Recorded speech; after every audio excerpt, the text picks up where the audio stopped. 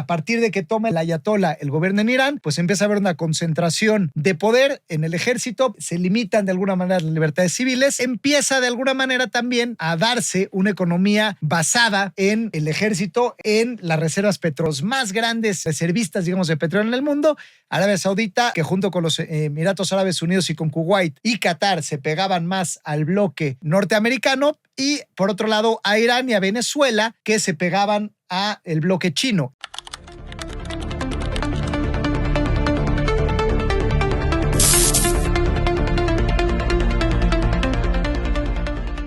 Hola, ¿qué tal, queridos amigos? Bienvenidos a su programa Factor Económico, donde vamos a hablar en esta ocasión de lo que está ocurriendo en Irán. Y es que lo que está pasando en dicho país representa muchas cuestiones y aristas en temas políticos, en temas económicos, en temas ideológicos, y es un poco también la punta del iceberg de cómo se van a empezar a dividir los bloques también ideológicos, energéticos, etcétera. Entonces es muy importante que la audiencia entienda la importancia de este tema, todos los bloques que están detrás, por qué es que hay tanto interés a nivel internacional, por qué es que hay como amagos entre Estados Unidos, que si Israel, que si la población iraní, que si los muertos, que si el Internet. Y bueno, hay toda una serie de cosas que vale la pena sin duda explicar. Y bueno, lo primero que tenemos que explicar del tema iraní es que iraní no fue siempre islamista. Irán, finalmente, la cultura persa es Persépolis, es una de las, finalmente, las culturas más, más importantes en la historia de alguna manera de la cultura contemporánea. La cultura persa era una cultura sin duda pluralista, con mucha tolerancia religiosa, donde, digamos, la cultura persa siempre ha tenido mucha expansión en temas de poesía, en temas de estética, en temas de matemática, donde había mucha autonomía social, las mujeres tenían mucho acceso a la educación, en vestimenta y sobre todo el Estado-Nación, la política era una política no religiosa, donde finalmente estábamos hablando de un Estado-Nación, una civilización como tal, que era lo que milenariamente definía al territorio iraní. Un dato curioso es que cuando este régimen cae, el Shah de Irán cae en la revolución de los 80s, que sube al ayatolá Jamenei, que ahorita vamos a hablar sobre cómo Irán pasa a ser una teocracia basada en el Corán. Pues bueno, curiosamente, el exilio del Shah de Irán es nada menos, queridos amigos, que en el puerto de Acapulco, en la costera. Así que si ustedes ahorita que han vuelto a Acapulco, este puerto mexicano que está regenerándose y que ya este diciembre tuvo su ocupación más alta en los últimos 5 años, lo cual es una extraordinaria noticia desde la pandemia, pues bueno, nada más y nada menos que si hicieron ustedes un buen paseo en la costera, pues donde terminó una buena parte de sus días en el exilio el Shah de Irán, pues es precisamente en la costera del bello puerto de Acapulco, donde se puede ver esta construcción blanca con estilo arábigo, que les recomiendo se den una vuelta. Pero bueno, cuando finalmente sube al poder el ayatolá Jamenei con esta idea de la teocracia, ¿no? Donde de alguna manera el Estado ya viene no del consenso cívico, no de la tradición persa, sino se vuelve un islamismo donde el Estado se basa en el Corán, en la interpretación del Corán de cierto grupo chiita, que finalmente sabemos que el Islam se divide en chiitas y sunitas. En este caso, pues el corte de la manera de interpretar el Corán es el corte chiita, donde se promueve de alguna manera esta lucha también por, digamos, tener un gobierno completamente basado en Dios, donde la vida cotidiana se regula por temas religiosos. Es aquí donde se empieza a regular la vestimenta, la conducta, la expresión. Este es un tema sumamente relevante porque quizá muchos de ustedes han visto que el símbolo de la revolución es una mujer con un cigarro quemando una imagen del ayatolá Jamenei, este líder que se le llamó líder supremo religioso. Y esto tiene muchas aristas porque el cambio que hubo en el modelo nacional de Irán pues fue que el ayatolá Jamenei, este líder chiita religioso, pues es un semidios y que por lo tanto, al ser una figura ligada al tema religioso, el hacer cualquier atentado contra la figura del ayatolá, el hacer cualquier atentado contra la imagen de este líder supremo religioso que impone el Corán, pues era penado con muerte. Y también porque es una mujer la que está quemando en la imagen de protesta esta carta. Bueno, pues una es el tema de rechazamos el simbolismo del ayatolá como una figura semiteocrática, como una figura como un semidios, que es un castigo, pero también a su vez la mujer está fumando y tiene pelo largo, lo que representa la libertad de la mujer, que es un país donde en la cultura persa la mujer tiene un papel predominante, un papel pues de alguna manera de ciertas libertades. Se mete a un estado teocrático donde tiene que estar tapada,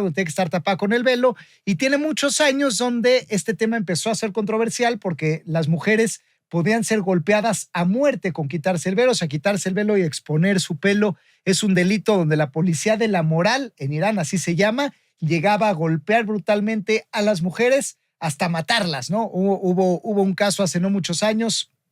hace menos de 5 años, donde pues se conmocionó el país a nivel nacional por una jovencita de menos de 20 años que fue golpeada hasta la muerte por haberse quitado el velo. Entonces, al final está la identidad religiosa sobre la identidad nacional y finalmente en las teocracias el ejército también asume un papel sumamente importante en el manejo del Estado. O sea, normalmente clero y ejército van juntos en las teocracias y es donde finalmente empieza a dominar el ejército y la parte teocrática, la sociedad iraní, que esto va ligado mucho a las censuras. Entonces, a partir de que toma el ayatolá el gobierno en Irán, pues empieza a haber una concentración de poder en el ejército, por eso la policía de la moral empieza a apretarse en la sociedad, hay menos libertades para la mujer, la religión tiene un papel predominante, no se puede usar el velo, no se pueden juntar más de ciertas mujeres en un momento dado, y bueno, se limitan de alguna manera las libertades civiles y empieza de alguna manera también a darse una economía basada en el ejército y en las reservas petroleras. Recordemos que Irán, al lado de Venezuela y al lado de Arabia Saudita, se vuelven de los países que tienen las mayores reservas energéticas en el mundo. Esto es un dato sumamente relevante porque esto pone a Irán en el mapa de una manera muy importante en cuanto a reservas de petróleo. Para ser más exactos, las reservas de Irán es de 209 billones de barriles de petróleo. Los únicos que están arriba de ellos pues son precisamente Venezuela, que tiene 303 billones de barriles de petróleo, y Arabia Saudita, que tiene 267. Ahora, Arabia Saudita, que es de corte sunita, por eso era el enemigo acérrimo de Irán, porque por un lado tenías el bloque petrolero de Arabia Saudita, que está aliado más a Occidente, Estados Unidos, a transaccionar en dólares, y por el otro lado tienes a Irán, que estaba aliado con Venezuela, a su vez, para surtir al bloque de China. Entonces tenías a los dos, al top 3 de los más grandes reservistas, digamos, de petróleo en el mundo, Arabia Saudita, que junto con los Emiratos Árabes Unidos y con Kuwait y Qatar se pegaban más al bloque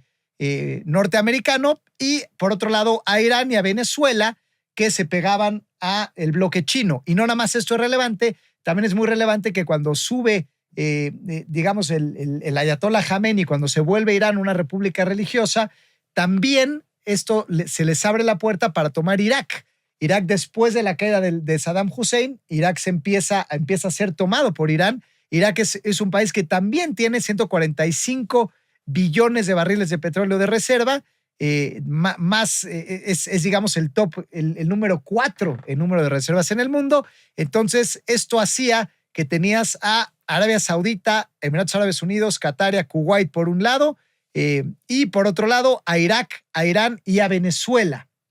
Entonces los bloques energéticos en ese momento se empezaron a dividir de esa manera sumamente interesante. Y bueno, haciendo un resumen entonces, tenemos básicamente una sociedad persa, zoroastrista, de Zoroastra, era el nombre que se denominaba a la parte cultural de Persia, con libertad de la mujer, con un estado laico, con una, digamos, tolerancia a otros cultos religiosos, donde estaba dominado por el Shah de Irán. Viene la revolución islamista, entra el ayatolá, se vuelve un estado religioso que restringe libertades, que determina que el velo es obligatorio, que el Corán se vuelve la base, el control ya no lo tiene la sociedad, la mujer pierde poder en esta sociedad, el ejército toma mayor dominancia al lado de la religión, se vuelve una sociedad de censura, de tortura y bueno, lo que inicialmente se supone que era una abolición de la aristocracia, porque inicialmente la revolución islamista se denominó como esto, como iban a eliminar la aristocracia del Shah de Irán. Lo que realmente ocurre es que se vuelve una teocracia mucho más represiva, con mucho más tortura, con mucho más censura y bueno, se vuelve de alguna manera un lugar mucho más complicado para vivir, donde se reprimen otras culturas y donde hay una visión única, donde el líder político se vuelve una especie de semidios, se prohíbe hablar mal del régimen, se prohíben elecciones, se prohíbe de alguna... Bueno, a ver, hay elecciones figurativas porque Irán sí ha cambiado de alguna manera de presidencias, pero el líder supremo siempre es el ayatolá, quien lleva el poder básicamente desde que se inicia esta revolución. Y bueno, esta revolución es muy simbólica. Además, hay una película, Argo se llama, de Ben Affleck, donde bueno, se toma la embajada americana y hay muertos americanos y bueno, luego hay todo un escándalo porque se dan cuenta que parte del financiamiento a la revolución iraní viene precisamente de Estados Unidos, que al final estas armas las usaron, pues no obstante, como era el islamismo, para atacar al propio Estados Unidos. Entonces, bueno, viene todo este tema que también resulta interesante entender. Pero básicamente lo que necesita entender la audiencia es que se vuelve una república islámica que le da el poder al ejército. Estábamos hablando de las reservas de petróleo también, donde Irán básicamente es uno de los países con más reservas de petróleo en el mundo y junto con Venezuela y junto con Irak se vuelve pues una potencia en ese sentido aliada a China. Ahora, este sistema pues finalmente estuvo vigente o ha estado vigente pues por casi 40 años. Entonces, ¿por qué entra en un cisma en este momento? Y han sido un cisma en muchos frentes. Pues bueno, lo primero es porque el petróleo era el sostén de la economía, pero la economía empezó a colapsar por mal manejo de recursos naturales y económicos, porque el gasto militar se excedió de más y tuvo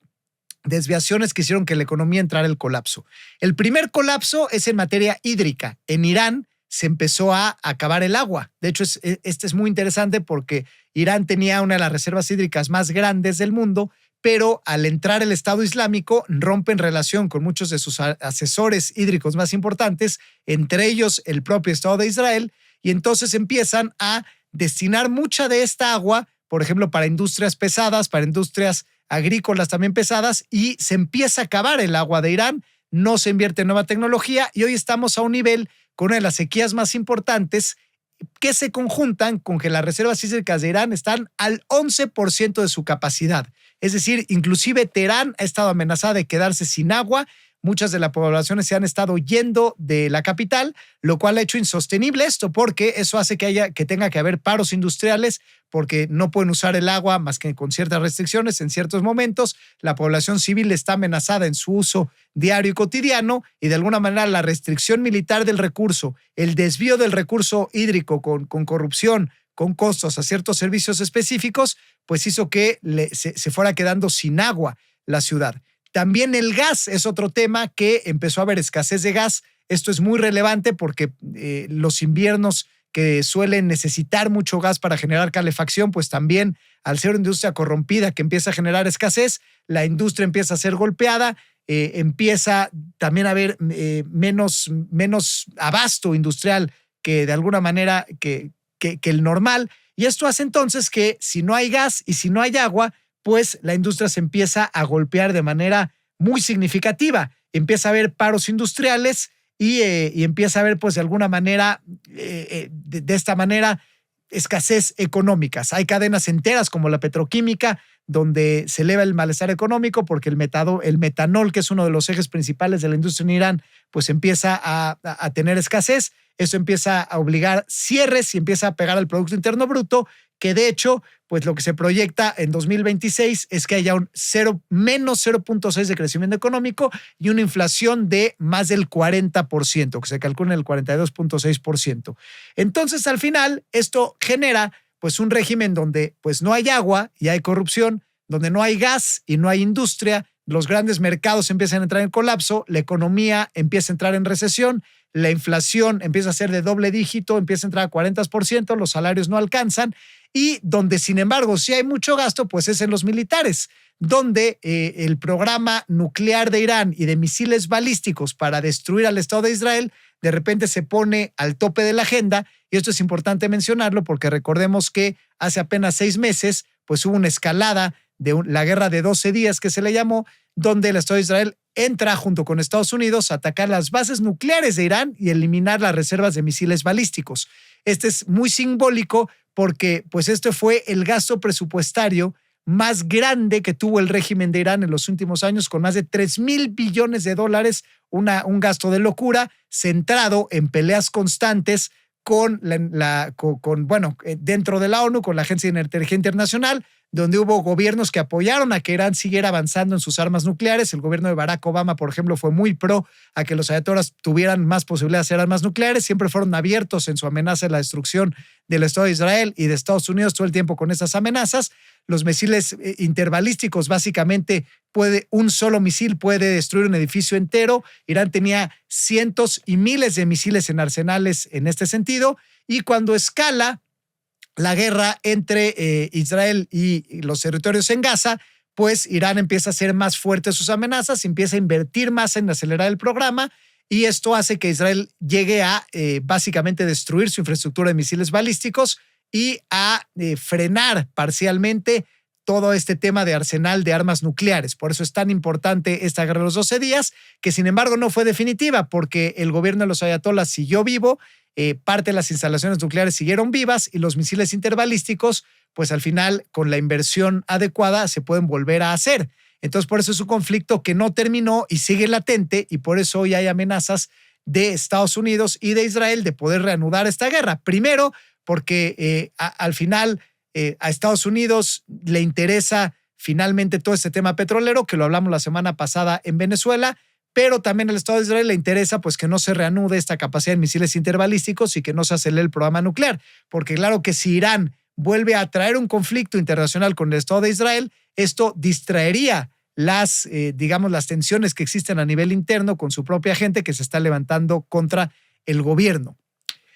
Y para esto tenemos que ahondar de qué está pasando entonces al interior de Irán. Pues básicamente después de esta guerra de los 12 días, donde, pues a ver, el tema de la energía fue real, el tema del agua fue real, el tema del gasto excesivo, el presupuesto para generar armas de destrucción masiva y mantener un conflicto presionado contra el Estado de Israel y contra Occidente, pues generó un gasto que a la gente la tuvo descontenta, mientras la economía está en recesión y mientras hay una hiperinflación, pues la gente se cansó de decir, a ver, pues si no tenemos libertades, no tenemos buena economía, no tenemos gas, no tenemos agua, como por qué se está gastando en hacer guerras y desarrollar misiles interbalísticos cuando pues son cuestiones que no nos tocan, porque a la postre Irán es el principal financiador de Hezbollah, uno de los brazos armados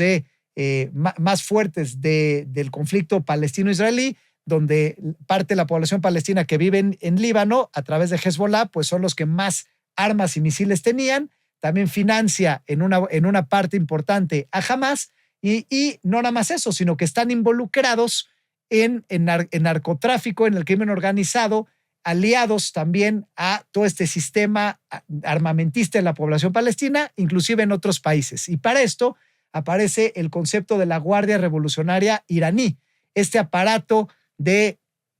terror realmente es el tema de inteligencia del régimen iraní, que se ocupa de justamente armar milicias islamistas en el resto del mundo para destruir finalmente gobiernos occidentales y para promover gobiernos teocráticos basados en el Corán. Para esto financió, como dijimos, a Hezbollah, pero no para ahí, es mucho más amplio, porque no es nada más para que vayan y tiren misiles al Estado de Israel, sino que Hezbollah, por ejemplo, tiene una presencia impresionante en América Latina, donde hay un negocio muy grande de armas y de drogas que se hace en la triple frontera, ya de manera muy conocida, donde se hacen transacciones en Paraguay, en Brasil y por supuesto en Venezuela y Colombia. Hay mucha transaccionalidad de este negocio de narcotráfico, donde inclusive hasta México ha salido embarrado en estos negocios. Hubo un avión que fue detenido en Argentina, que resulta que partió de Querétaro con miembros de la Guardia Revolucionaria iraní, tuvo una parada en Venezuela y luego llegó a Argentina. Entonces tú dirías, ¿qué hace la Guardia Revolucionaria iraní en Querétaro. Bueno, pues transaccionando nada menos con los cárteles de la droga mexicanos y latinoamericanos, donde se hacen negocios de compraventa de drogas a cambio de armas, y muchos de los cárteles están armados porque las poblaciones armadas palestinas, Hezbollah en concreto, pues les venden armas, reciben a cambio droga, hacen transacciones. Irán está completamente involucrado, y Venezuela, por ejemplo, dio más de 2,000 visas a ciudadanos iraníes para que se volvieran ciudadanos latinoamericanos. Entonces, lo que hacía el gobierno de Nicolás Maduro era que muchos ciudadanos iraníes que venían a hacer crimen organizado y digamos, a impulsar toda esta red criminal en América Latina, pues podían pasar libremente en la triple frontera y pasar en América Latina y estar en México y estar en Argentina, porque recibían pasaportes venezolanos de manera inmediata. Entonces, por supuesto que también el golpe de atrapar a Nicolás Maduro es un golpe para el régimen iraní, que en los últimos 6 meses, pues al quedarse sin reservas de misiles balísticos, ver mermada su capacidad nuclear, ver mermada su economía, y ahorita la caída reciente de Maduro, pues la población vio por primera vez debilitado a este régimen teocrático militar, y por eso es que la gente finalmente se está empezando a levantar en armas. Ahora se está recrudeciendo la violencia de manera mucho más importante, porque pues básicamente la Guardia Revolucionaria iraní está empezando a matar a los manifestantes. Algunas cifras internas hablan de más de 2,000 muertos. Ya se están empezando a ver imágenes masivas de millones de personas en las calles. Estamos llegando al clímax de estas protestas, donde hay rumores de que si el ayatolá ya se fue o no ya se fue, pero el hecho es que la gente pues finalmente se cansó y está inclusive dispuesta a arriesgar su propia vida con tal de salir a las calles. Y bueno, ahora, ¿qué más? ¿Qué sigue? Pues bueno, lo que sigue y las posibilidades que vemos a futuro, primero es el recrudecimiento del conflicto nuevamente entre Irán e Israel. ¿Por qué? Por lo que ya dijimos, pues Irán quiere disminuir la tensión interna, y para ello lo mejor es pues desviar la atención al enemigo común. Entonces se rumora que Irán puede empezar a atacar a Israel para provocar una respuesta y de alguna manera hacer que la gente entonces desvíe su atención. Israel por eso está preparado, y Estados Unidos también está preparado por una escalada militar en el conflicto, lo cual resultaría ridículo en una economía que se está colapsando, donde el gobierno elija matar a su propia gente, a los manifestantes, y al mismo tiempo atacar en lugar de preocuparse de sanear lo que está pasando dentro de su propio país. Sin embargo, es así como de alguna manera reaccionan estas, pues digamos, teocracias basadas, pues bueno, en gobiernos religiosos, ¿no? Y acá está muy interesante, o sea, ¿por qué concretamente contra Israel y Hezbollah? Porque desde su nacimiento, las poblaciones armadas palestinas han tenido una relación muy fuerte con Irán. De hecho, el primer invitado oficial del ayatollah Jamenei es nada menos que Yasser Arafat, el quien era dirigente de la OLP, de la Organización de Liberación Palestina, y la organización terrorista Al-Fatah, que tiene una relación íntima, donde dentro de la primera junta que tuvieron estos gobiernos, y el primer invitado internacional que reconoció finalmente al ayatollah Jamenei como líder religioso supremo, fue la destrucción del Estado de Israel. Así que una vez más, pues van a recurrir a la misma medida, ahora con Hezbollah, que es de alguna manera una variante de los brazos armados terroristas que hoy están basados en el Líbano, para volver a traer de hacer la atención divergente en este sentido. Estados Unidos, sin embargo, esta vez, al tratar de reorganizar sus alianzas petroleras, como ya lo hizo con Venezuela, pues también tiene el interés de que Irán e Irak pues, estén bajo un gobierno amistoso para los Estados Unidos, y por eso, pues si bien le dieron chance al ayatollah de sobrevivir en su momento y evitar que Israel lo derrocara, hoy en día, ante esta reacción de la población, pues Estados Unidos parecerá que es inminente que pues tenga que finalmente derrocar a este gobierno por las propias presiones internacionales que esto los lleva, ¿no? Donde pues el descontento de la gente ya pues no permite un Estados Unidos neutral que se tendrá que pronunciar. No sabemos qué tanto eso significa, que se meterá en armas o no, pero al menos a nivel discursivo, pues Estados Unidos ya no puede hacerse la vista gorda y tiene que también manifestar su descontento ante esta matanza masiva de civiles. Habrá que ver qué ocurre. Y en cuanto al proyecto nuclear de Irán, pues de todo dependerá de quién se queda al final en este gobierno, donde por un lado, pues si al final la población civil derroca al régimen islamista y vuelve a una república laica, pues quizá podrán rescatar su economía, podrán intentar usar sus reservas de petróleo, que siguen siendo las más grandes del mundo, para, digamos, desistirse de su programa nuclear y entonces volver a levantar sanciones económicas que tenían en su contra, volver a liberalizar su sistema financiero, intentar reactivar las inversiones y, bueno, un gobierno más amigable, digamos, a Occidente en general, no tan en contra, digamos, ni a favor de armas de destrucción masivas, y podría tomar un camino Irán. El otro es que el califato logre reprimir a su población, como Siria lo hizo por muchos años de manera efectiva, se mantenga al final pues esta especie de liderazgo supremo religioso del ayatolá, se mantenga una censura más grande ante la población, sigan manteniendo la supremacía militar, las alianzas con grupos terroristas a nivel internacional, el financiamiento de armas de destrucción masiva y su programa nuclear, el volver a reabastecer sus misiles balísticos y pues mantener este bloque energético en alianza con China y alejamiento de Estados Unidos. Son los dos caminos que vemos. Pero bueno, con esto terminamos, queridos amigos, este análisis de Irán. Como vemos, no es un fenómeno menor, porque son transiciones que se están dando donde vamos a empezar a ver estas tensiones de gobiernos teocráticos, sobre todo islamistas basados en el Corán, que van a luchar con poblaciones que al final que eran diversas culturalmente y se tuvieron que ir haciendo mayoritariamente islamistas, que va de alguna manera a dominar el discurso de las grandes polarizaciones que va a haber en el mundo a futuro, los gobiernos teocráticos contra los gobiernos no teocráticos. Claro que hay influencias económicas metidas en el medio, que estos pues son más o menos afines de acuerdo al tipo de gobierno que quede, pero hay que poner atención en Irán porque todo ello está en juego. Así que bueno, queridos amigos, esto es para que tengamos una noción un poco más amplia de lo que está pasando, por qué está pasando. Y pues bueno, cualquier duda, por favor escríbanos en nuestro canal, déjenos comentarios. Normalmente no hacemos programas tan políticos, sin embargo, creemos que este tipo de conflictos van a reacomodar bloques en el mundo y van a definir la manera en que otros conflictos similares se desarrollan. Así que hay que poner mucha atención, porque también de esto dependen los precios del petróleo, que a su vez de eso depende la industria, que a su vez de eso depende también pues los planes energéticos y de infraestructura del mundo a futuro. Así que seguiremos monitoreando estos temas. Gracias por seguirnos en Factor Económico. Yo soy Enrique Pressburger. Nos vemos la próxima semana.